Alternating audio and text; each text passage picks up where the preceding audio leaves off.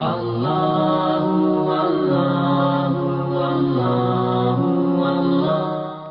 میں آپ کو ایک دعا دے رہا ہوں، جا کے دیکھ لو مفاتیح الجنہ شیخ عباس قمی کی، سب کے گھروں میں مفاتیح رہنا بھی چاہیے، اس سے بہتر کتاب نہیں دعاؤں کے لیے۔ مفاتیح الجنہ میں دعائے ندبہ دعائے ندبہ کے فوراً بعد ایک دعا ہے، دعائے ندبہ کا چیپٹر 500 یا 400 پیج پہ آپ دیکھ لیں انڈیکس میں، ایگزیکٹ پیج نمبر یاد نہیں ہے مجھے۔ دعائے ندبہ مفاتیح الجنہ شیخ عباس قمی کی،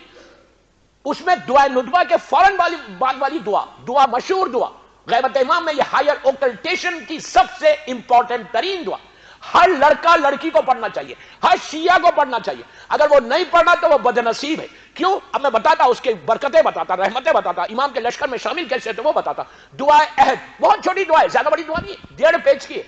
ہارڈلی 5-6 منٹ۔ ایون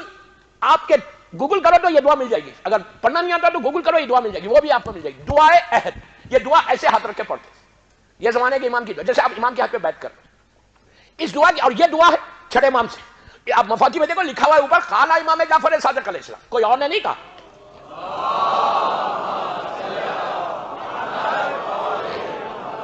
چھٹے امام کی دعا، اب سنو اس کی برکت سنو خالی۔ چھٹے امام کہتے ہیں کہ یہ دعا مفاتیح میں لکھا ہے قال امام جعفر صادق علیہ السلام، امام سے ہمارے پاس یہ دعا آئی، شیخ عباس اس کو مفاتیح میں اور کئی کتابوں میں ملے گی آپ کو، دعا ہے مشہور ترین دعا، کئی لوگ پڑھے ہوئے ہوں گے۔ اس دعا کی برکت سنو خالی، ایک ایک ورڈ جو دعا کا ایک ایک جملہ ہے، ایک ایک جملے کے بدلے میں معصوم کہہ رہے ہیں، عابد الگرامی نہیں بول رہا، معصوم امام بول رہے کہ 1000 گناہ معاف ہوں گے، 1000 نیکی لکھی جائے گی۔ آپ امیجن کریں یار، ایک دعا تمہارے سارے گناہوں کو معاف کرا دے، لیکن یہ نہیں ہے کہ ایک دعا پڑھ کے تھینک یو ویری مچ میرے تو سارے گناہ معاف ہو گئے، یہ نہیں بولنا، اس لیے کہ پتہ نہیں اور کتنے گناہ ہم کر رہے ہیں، اور اس کے ساتھ ایک ایک لفظ کے بدلے میں، ورڈ کے بدلے میں 1000 گناہ معاف ہوتے اور اتنی نیکی لکھی جاتی۔ اس کے بعد یہ دعا ہے اگر کوئی 40 ڈیز، غور سے سنو، 40 دن وداؤٹ مسنگ فجر پریئر، نماز فجر ناگا کیے بغیر اگر کوئی 40 دن یہ دعا پڑھتا، اب سنو اس کی برکت، 40 دن یہ دعا پڑھتا اس نیت کے ساتھ کہ مولا میں آپ کی نصرت کروں گا، تو اگر وہ مر بھی جائے، اب مرنے کے کئی زمانے کے بعد امام آئے تو امام اٹھاتا ہے نیچے، تمہاری لہر میں کوئی نہیں ہے، کوئی چیز نہیں ہے، 30-40 سال کے بعد یہ پوری جو خوبصورت باڈی ہے نا سب ختم ہو جائے گی۔ میں نے بہت بڑا جملہ بولا، یہ جو ہماری بیوٹیفل بڑی خوبصورت باڈی ہے نا، کلین شیو والی باڈی جو ہے نا، رزق حرام کھائی ہوئی والی باڈی جو ہے نا، میں کیا بولوں، ایک منٹ دعا سے روک کے بولتا، تک مرنے کے 3 دن کے بعد اللہ روح کو بھیجتا ہے اسی کی لحد میں، 3 دن کے بعد اس روح کو بولتا ہے جا دیکھ اپنی باڈی کو،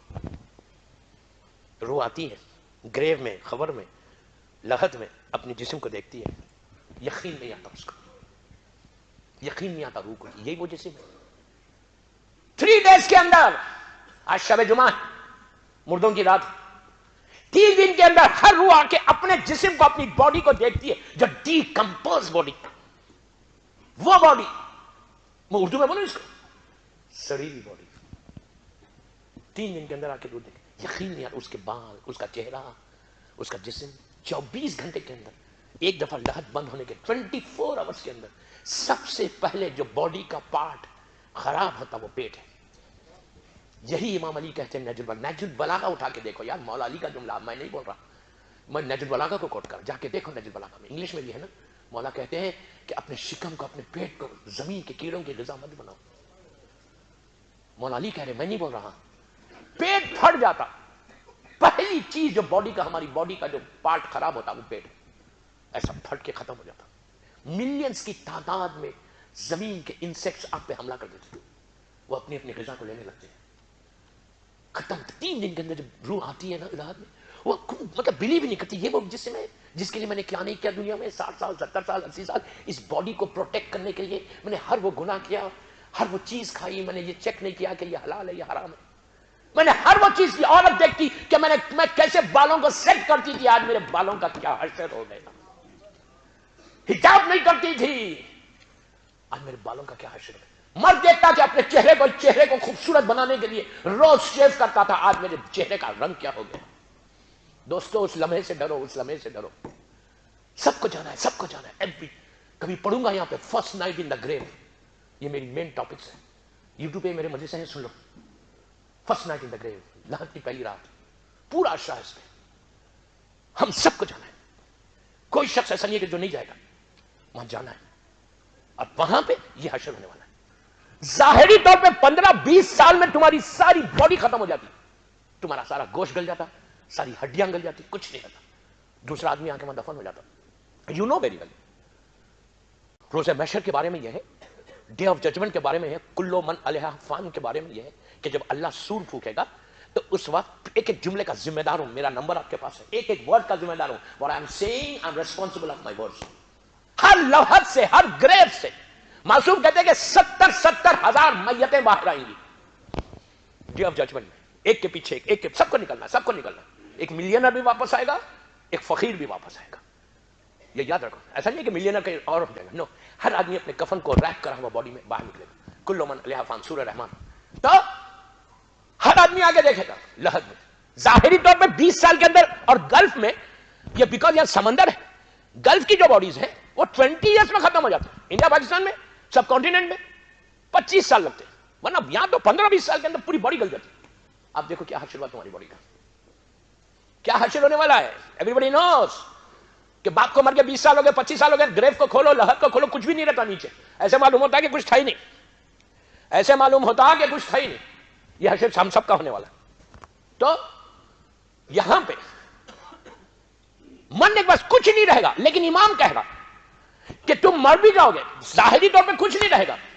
فرشتے آئیں گے، آ کے چانے کو ہلائیں گے، ہلا کے کہیں گے کہ اٹھ جا،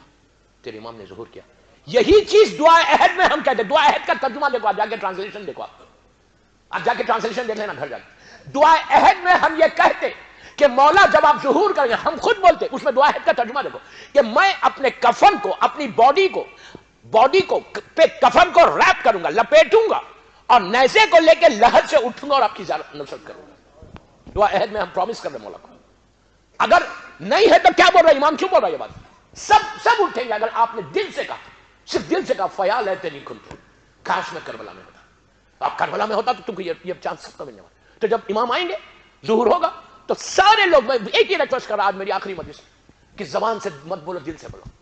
کہ مولا پلیز موقع دینا، مولا پلیز موقع دینا، ایک موقع دو کہ ہم آپ کی نصرت کریں۔ اس کے بعد دیکھو کیا یہ اچھا نہیں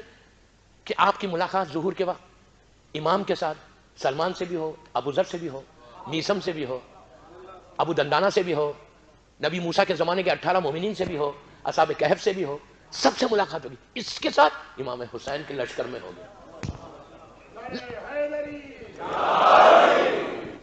لیکن یہ اسی کو موقع ملے گا جو کام کرے گا۔ میں بار بار ایک جملہ بول رہا، آپ دعائے عہد پڑھیں، زیارت پڑھیں، جو چاہے کریں، لیکن وہ کنڈیشنز اپلائی ہوتے ہیں،